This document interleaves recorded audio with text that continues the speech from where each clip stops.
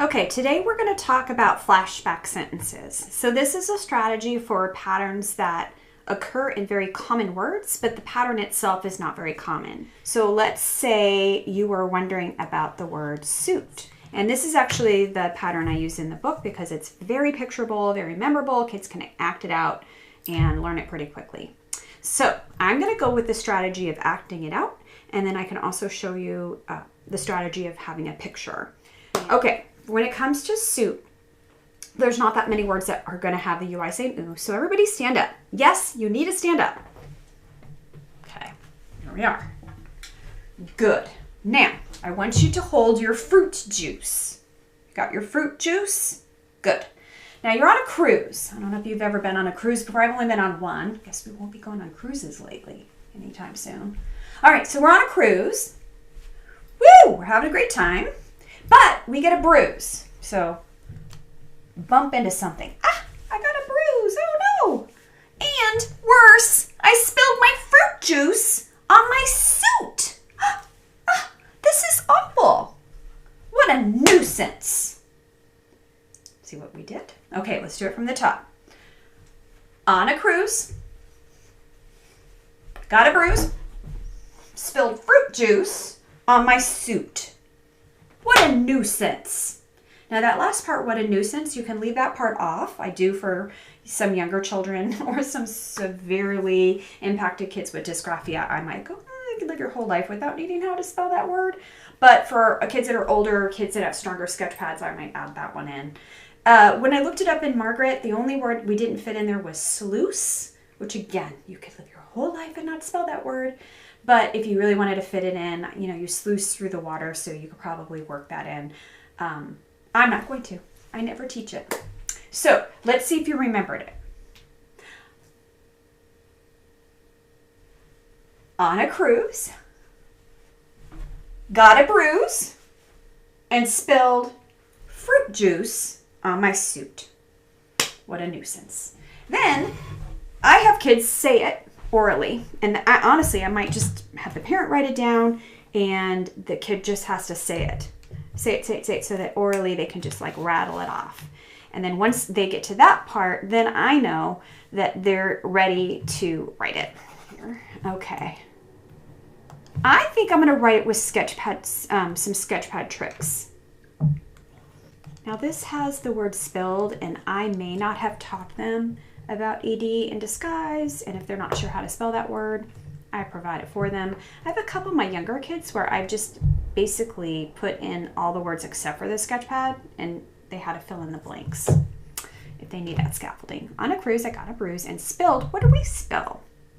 Okay, and so I use the color coding strategy from the sketchpad spelling to help the part that's unusual, the UI saying ooh, and make it pop out so my eyes notice it. And I kind of think this is like a buy one, get 1, 2, 3, 4, at least 4. So I do all that effort for the sketchpad work on cruise, but then I can remember, oh, this is where I keep all my UI saying ooh words. So kids will practice this. On a cruise, I got a bruise and spilled fruit juice on my suit. And they say it orally, then I get them so they write it out. Then I get them to write it out every single day so that they know it really, really well. And then the next thing I do, let me show. I will do a spell sort. So the next thing I would do after a child can rattle it off is I will say, hey, we're going to do a spell sort, but this time instead of sorting the words by sound, by listening, and here, do we have a baby short sound? Do we have a vowel that says its name like we do in born? This time they're all going to say ooh, but one of them, one set of words are going to have UI saying ooh, and the other set are going to be oh saying ooh. And your strategy is, if it's in your sentence, then you know where to put it. So then you give them more, like your first word is moon, moon, moon. Well, that's not in my sentence, so moon must be oh, moon. Very good. Your next word is fruit, fruit. Oh, fruit. It was fruit juice. Thank you much. Got it. Okay, well, that was good. You got that one. How about this next one? You ready? Suit. I need to put on a new suit in my sentence. So you do this spell sort where you give them some words that were in the sentence and some words like that are not in the sentence and have them do a compare and contrast. Okay, so then once the student can do the spell sort, you might give them a sentence where you tuck it in. So I am on O Team with blends and I see a sentence about sweets. And so I might say, do you like sweets or do you like fruit? And then the child has to say it while they write it.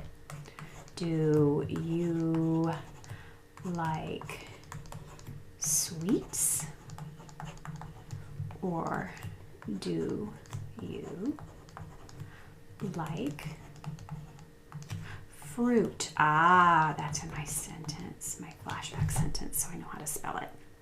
So this would be a way that you're nudging it all the way through that learning spiral. First you teach it, then you practice it orally, then you practice it by writing, then you're going to do a spell sort with it, and then you're going to use it in sentences. So this is an example of a flashback sentence. I have another one I want to show you that I just did with a student. So I'm going to do a screen share. Okay.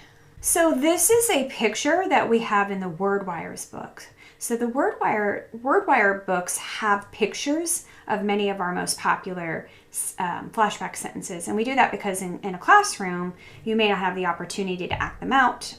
And it's nice to have a picture that you can show to students quickly. So this is your early Earth, is what we call this one. And it is to teach students this pattern. Usually when you hear it's spelled U-R-I-R or E-R. Those are your most likely choices. And you can do a lifeline if you're not sure. But this is the odd one where you have an E-A-R saying All right, so this is how you would use the picture. Have you heard, so this is a newspaper, have you heard, the Earl of Pearl yearns, see him yearning, to learn about early Earth. So this is a version of it where you have the Earl of Pearl. We actually also have a little bit more of a simple version. So I was using this with a student of mine. He was doing the have you heard. The Earl of Pearl yearns to learn about early Earth. And let me cycle back to me. Okay, so I was using the picture to teach it to my student, and he was getting it pretty much. I mean, kind of. I will tell you, we were working remotely because we're in the time of COVID, so I can't see him in person. It's possible that if I had him in person, that I could have engaged him more with the picture. But honestly, knowing this child, he's not really into art that much, and it just wasn't clicking for him. And then I realized, oh, he's such the kind of kid like me. He loves musicals. He loves to dance. He loves to. He's been in a play once. He's in 4th grade, and he loved it. So I have a feeling the arts is in his future. And I'm like, oh my gosh, do you like musicals? And he said, yeah, I love musicals. So instead of doing the picture, I was going to send it to his mom, but I'm like, I think a better way to do this for you guys is for us to make this into like a pretend musical. So I had both him and his mom stand up, and I said, okay. And I'm just kind of thinking this up off the top of my head, but it's fun. So I said, okay, now musical, they kind of do this stuff a lot, like, have you heard? Have you heard? So the two of them are like over the point, have you heard? Have you heard? And then he did this for the Earl of Pearl. The Earl of Pearl. We're ready to go. Earl of Pearl. I'll go from the top.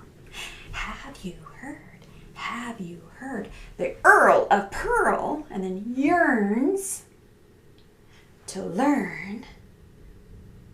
And then he did this. It was really cute. About early Earth. I'm like, all right, good. Let's try it. Ready? Have you heard? Have you heard?